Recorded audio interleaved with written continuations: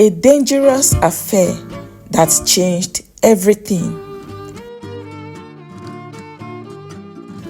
Akosua was a name that resonated across the campus of Legon like a favorite melody.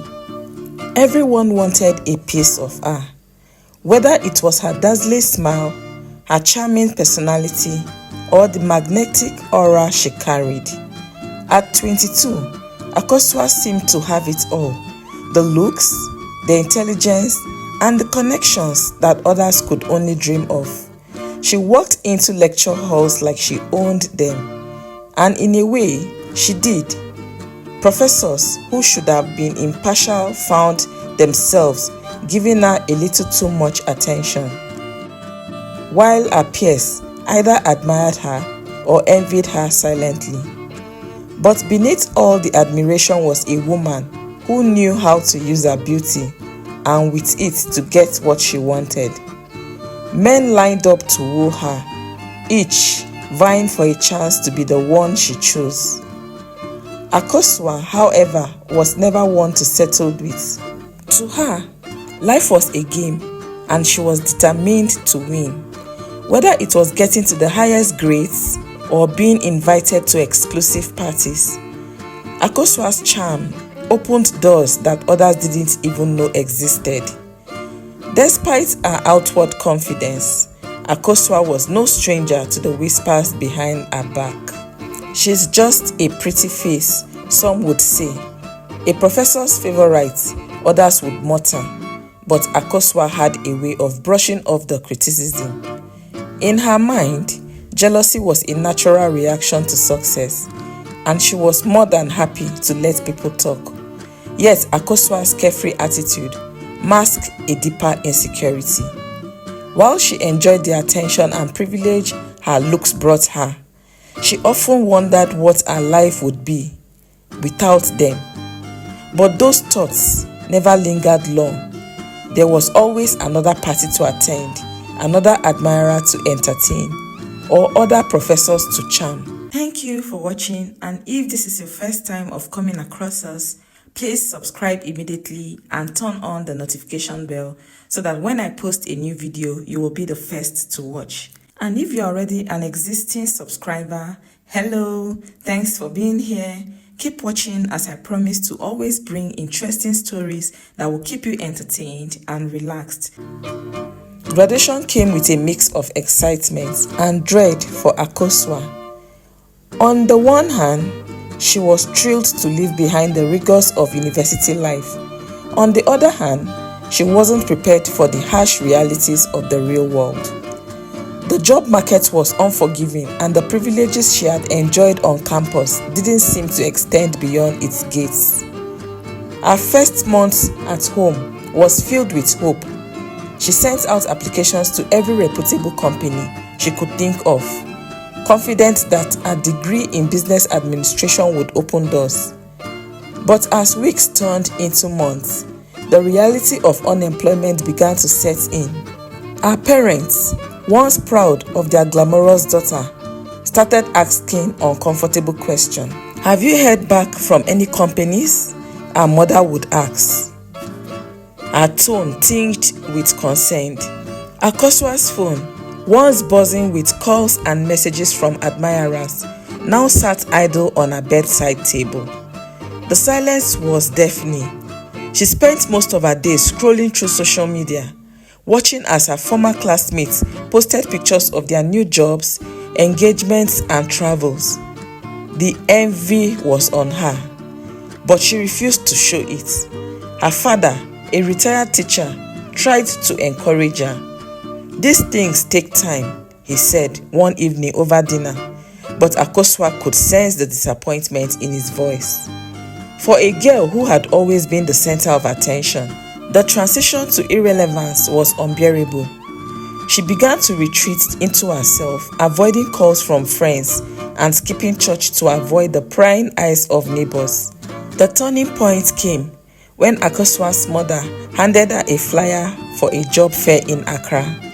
Reluctantly, she attended, dressed in her finest outfit and armed with a stack of resumes. It was there that she met Ya, a bubbly recruiter who would change her life forever. Ya was everything Akosua wasn't: unapologetically loud, fiercely independent, and completely uninterested in what people thought of her. From the moment they met, Ya's energy was infectious. She spoke with a confidence that made Akosua feel both inspired and intimidated. "You are too pretty to be wasting away at home," Ya said bluntly after hearing Akosua's story. "Let me help you out." True to her word, Ya helped Akosua secure a position at her company, a rising firm in the financial sector. The job wasn't glamorous, but it was a start. For the first time in months, Akosua felt a sense of purpose. She threw herself into the work, determined to prove that she was more than just a pretty face. Ya quickly became Akosua's closest friend. The two were inseparable, often spending lunch breaks gossiping about colleagues or discussing their dreams for the future. Ya had a way of keeping Akosua grounded, often reminding her to focus on the things that truly mattered. "All this beauty will fade away someday," Ya would say. "Make sure you have something to fall back on." Akosua appreciated Ya's honesty, even if it stung sometimes. For the first time, she had someone in her life who didn't treat her like a trophy. Ya pushed her to think critically about her choices and encouraged her to save money and invest in her future. As the months went by, Akosua began to see herself in a new light. She was no longer just the queen of campus. She was a woman building a life of her own. But even as she embraced her newfound independence, she couldn't shake the feeling that something was missing. One Saturday evening, Akosua decided to visit a supermarket in Accra to pick up a few essentials. She usually preferred to order groceries online, but something about that day made her to step out. As she wandered through the aisles, she bumped into a tall, handsome man who seemed lost in thought. Her cat nudged his, and a carton of juice spilled all over his crisp white shirt. "Oh my goodness, I'm sorry," Akosua exclaimed, grabbing tissues from her purse. The man chuckled, wiping his shirt with an amused expression. "It's fine. I wasn't looking either," he said, his deep voice instantly catching her attention. He introduced himself as Kwame, and the two exchanged small talk as they cleaned up the mess. Kwame was the confident yet humble man, a mix Akosua find intriguing. Their conversation flowed easily, and before she realized it, they had spent over an hour talking in the supermarket parking lot. Kwame mentioned he worked in the oil and gas industry and was currently engaged to a woman his family adored. Akosua congratulated him, though she couldn't help but notice the faint hesitation in his voice. Over the next few weeks, they ran into each other a few more times, once at a coffee shop, another time at a mutual friends gathering. Kwame's engagement eventually ended due to irreconcilable differences, and when Akosua found out, she felt an odd mix of pity and opportunity. Their paths crossed again a few months later at a professional networking event. This time, there was no engagement ring, no fiancé, and no reason to hold back. Sparks flew as they reconnected, and Kwame asked her out on a proper date. Akosua, hesitant at first, eventually said yes. Kwame and Akosua's relationship blossomed quickly. Kwame was everything Akosua had dreamt of in life and in a man: kind, attentive, and hardworking. And besides all this, very rich. He wasn't intimidated by her beauty or her ambitions, and he made her feel cherished in a way no one else had ever done. Within a year, Kwame proposed, and Akosua said yes without hesitation. Their wedding was a grand affair, the kind of celebration that made headlines in Accra. Friends, family, and even former admirers gathered to witness Akosua, the once campus queen, start a new chapter of her life. For the first time in years, she felt truly happy and content. Life with Kwame was everything Akosua had hoped for. He provided her with a beautiful home, financial security, and a sense of belonging she had always craved. She no longer needed to rely on her looks to get ahead. She had a partner who supported her dreams and encouraged her to grow. But as with all fairy tales, the cracks began to show. Kwame's job required him to travel frequently, often leaving Akosua alone for weeks at a time. At first, she didn't mind. She enjoyed the freedom and the chance to focus on her personal projects. But as the months turned into years, the loneliness began to creep in. Akosua filled the void with social events, charity walks, and reconnecting with old friends, but it wasn't enough. She missed the companionship of her husband, the shared laughter and quiet moments that made their relationship special. And it was in this loneliness that the seeds of her eventual downfall were sown. Kwame's promotion to a senior position at his company came exciting, with perks, a bigger paycheck, international travels, and a luxurious lifestyle. But it also brought long periods of separation. He was frequently away on offshore assignments for weeks or even months. Initially, Akosua tried to be understanding. She encouraged him, assuring him that she would be fine. But as time passed, the distance began to take its toll. Akosua found herself alone in their serious, spacious home, her laughter echoing off the empty walls. She tried to fill her days with activities, spending time with Ya, volunteering, and even taking up new hobbies. But the loneliness dawned at her, and Kwame's absence became unbearable. When he was home, things felt different. They would exchange pleasantries and make small talk, but the deep connection they once shared seemed to be fading.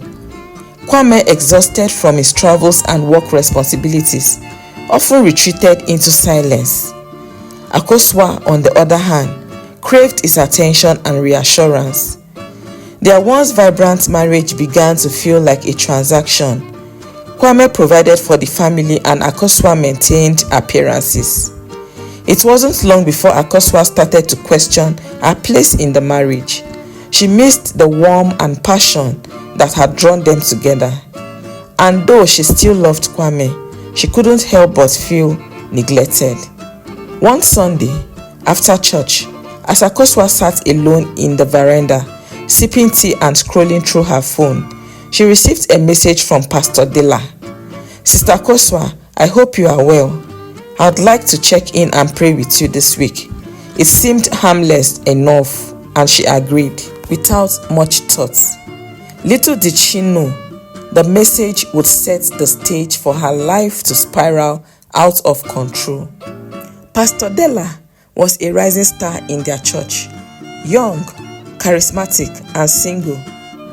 He had a way of captivating the congregation with his fiery sermons and infectious energy. The women in the church adored him, and the men respected his ambition. When Akosua welcomed him into her home for the first time, she was struck by his confidence and charm. Their conversation started casually, with the pastor asking about her well-being and Kwame's frequent travels. Akosua found herself opening up more than she intended, sharing her feelings of loneliness and frustration. Dela listened intently, offering words of encouragement and scriptures meant to uplift her spirits. "God never gives us more than we can bear," he said with a reassuring smile. As the weeks went by, Dela began visiting Akosua regularly. Their interactions, initially centered on prayer and spiritual guardians, slowly grew more personal. He would compliment her on her beauty, her strength, and her resilience. Akosua, starved for attention, began to look forward to his visits. Ya noticed the change in her friend. "Be careful, Akosua," she warned one afternoon over lunch. "You are playing with fire." Akosua dismissed the warning with a laugh. "He's a man of God, yeah. Don't be dramatic." But deep down, Akosua knew Ya's concerns weren't unfounded. One evening, during one of Dela's visits, the line between pastor and friend blurred. A seemingly innocent moment, a touch on the hand, a lingering glance, ignited a spark neither of them could ignore. Akosua told herself it was harmless, just a fleeting moment of weakness. But that night, as she lay in bed, her heart racing, she couldn't shake the feeling that she had crossed an invisible line. The next time Dela visited, the tension between them was palpable. They avoided eye contact, their conversations awkward and stilted.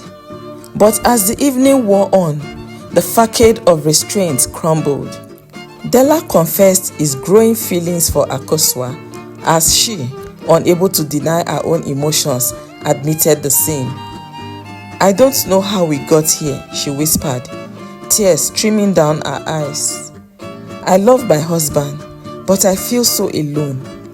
Dela, sensing her vulnerability, promised to be there for her. "God brought us into each other's lives for a reason," he said, his voice steady. "Maybe this is part of his plan." That night, they shared a kiss, a forbidden act that marked the beginning of their secret affair. What started as stolen moments in Akosua's living room soon escalated into clandestine meetings at hotels and secluded spots. Akosua knew it was wrong, but she couldn't resist the thrill and comfort Dela provided. Meanwhile, Kwame remained oblivious to the storm brewing in his absence. He continued to send money home, call whenever he could, and plan for their future. But the distance between them, both physical and emotional, grew wider with each passing day. As Akosua and Dela's relationship deepened, so did their lives.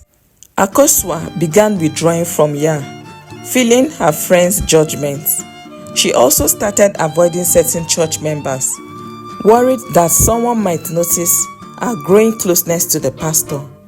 Despite the guilt that occasionally crept in, Akosua convinced herself that she deserved happiness, even if it came at a price. But she failed to see the danger of building her joy on a foundation of deceit. Akosua became an expert at leading a double life. During the day, she was the picture-perfect wife, hosting family gatherings and attending church events with a radiant smile. But at night, she was someone else entirely, a woman caught in a web of passion and secrecy. Dela, too, juggled his roles with ease. To his congregation, he was a dedicated man of God, tirelessly working to grow the church. Behind closed doors, he was a man consumed by desire, willing to risk everything for Akosua. The affair became a carefully orchestrated dance of deception. Akosua used Kwame's offshore trips as an excuse to spend more time with Dela, while Dela used his pastoral duties as a cover for their meetings. They thought they were being careful, but whispers began to circulate in the church. Ya, ever observant, confronted Akosua again. "This isn't you," she said, her tone firm. "You are playing a dangerous game." But Akosua, blinded by her feelings for Dela, brushed off the warning. "You don't understand, Ya. He makes me feel alive." For a while, Akosua managed to keep up the charade. But the pressure of living a lie began to take its toll. She started missing deadlines at work, snapping at colleagues, and withdrawing from social circles. The once confident and composed woman was slowly unraveling.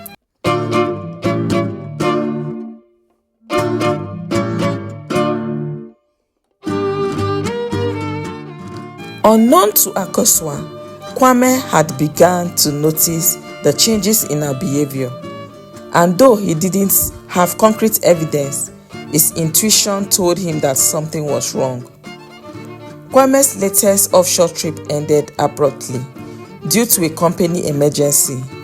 Without notifying Akosua, he returned home earlier than expected, hoping to surprise her. As he parked his car outside their house, he noticed an unfamiliar vehicle in the driveway. His heart sank. Inside, Akosua and Dela were deep in conversation, their hands brushing as they sat close on the living room couch. The sound of the door opening startled them, and before they could react, Kwame walked in, his eyes darting between his wife and the pastor, their guilt written all over their faces. "What is going on here?" Kwame's voice was calm, but his eyes burned with suspicion. Akosua scrambled for an excuse, claiming Dela had come for prayers and counseling. Kwame didn't argue, but the seed of doubt was firmly planted. That night, he couldn't sleep. His wife's recent changes, the pastor's frequent visits, and now this moment all painted a picture he couldn't ignore. The next morning, Kwame began to observe Akosua more closely. He checked her phone when she was in the shower, noticing a suspiciously long call log with Dela. His suspicions grew, but he kept quiet, waiting for the right moment to confront her. Weeks later, Akosua discovered she was pregnant. While most women would have been overjoyed, Akosua was paralyzed with fear. She knew the child couldn't be Kwame's. He hadn't been intimate with her in months. Desperate to cover her tracks, she decided to pin the pregnancy on him, hoping he wouldn't question it.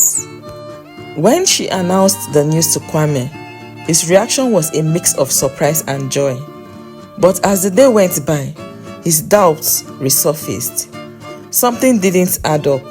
One evening, over dinner, Kwame casually mentioned her due dates, asking questions that made Akosua's stomach churn. "Are you sure this is my child?" he asked bluntly. Akosua froze, her fork clattering onto her plate. "What kind of question is that, Kwame?" she stammered, but her shaky voice betrayed her. Kwame's eyes narrowed. "You've been distant, secretive, and now this. I'm not a fool, Akosua." Panicked, Akosua turned to Dela for help. Meeting in secret, she told him about Kwame's suspicions. Dela, now consumed by fear and pride, suggested a drastic solution. "We can't let him ruin us," he said. "Maybe it's time to consider removing him from the picture." Akosua recoiled at the suggestion. "You are asking me to kill my husband?" she whispered, horrified, but Dela was insistent. "Think about it. You will be free. We will be together and no one will question the child's paternity." Akosua, though desperate, refused to hurt Kwame. "I can't do that," she said firmly. Dela seemed to relent, but his mind was already working on a plan without Akosua's knowledge. One evening, as Kwame drove home from a business meeting, his car was ambushed on a quiet road. Two masked men attacked him, slashing his tires and forcing him out of the vehicle. But Kwame, a former university football star, fought back with everything he had. He managed to escape the minor injuries and fled to the nearest police station, shaking but alive. Kwame filed a report. Investigators quickly uncovered that the hired attackers had ties with Dela. Surveillance footage and intercepted messages revealed that the pastor had orchestrated the ambush in a desperate bid to silence Kwame and protect his own reputation. Police arrived at Dela's church early one Sunday morning to arrest him. By then, The congregation was already abuzz with rumors about his affair with Akosua. The once respected pastor was exposed as a man consumed by greed and lust, willing to destroy lives to maintain his image.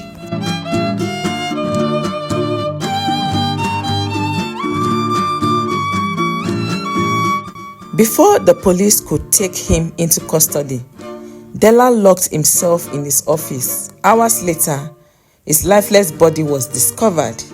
He had taken his own life, leaving behind a note that read, "I have failed as a man of God. May God have mercy on my soul."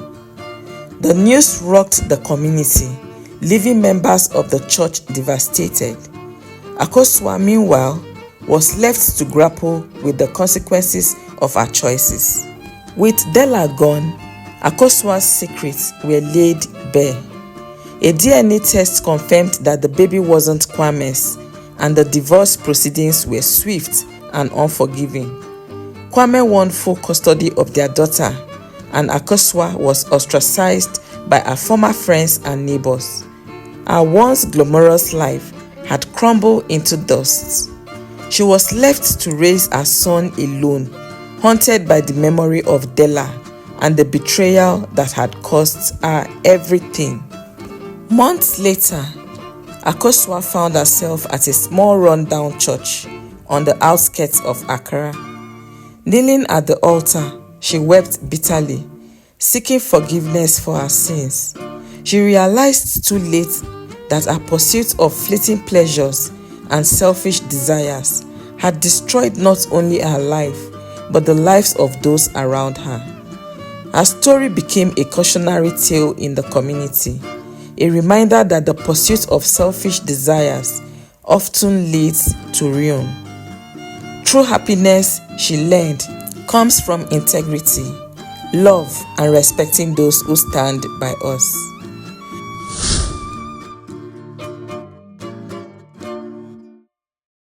Greed and deceit can destroy even the strongest bond. Faith and integrity are the true foundation of a fulfilling life.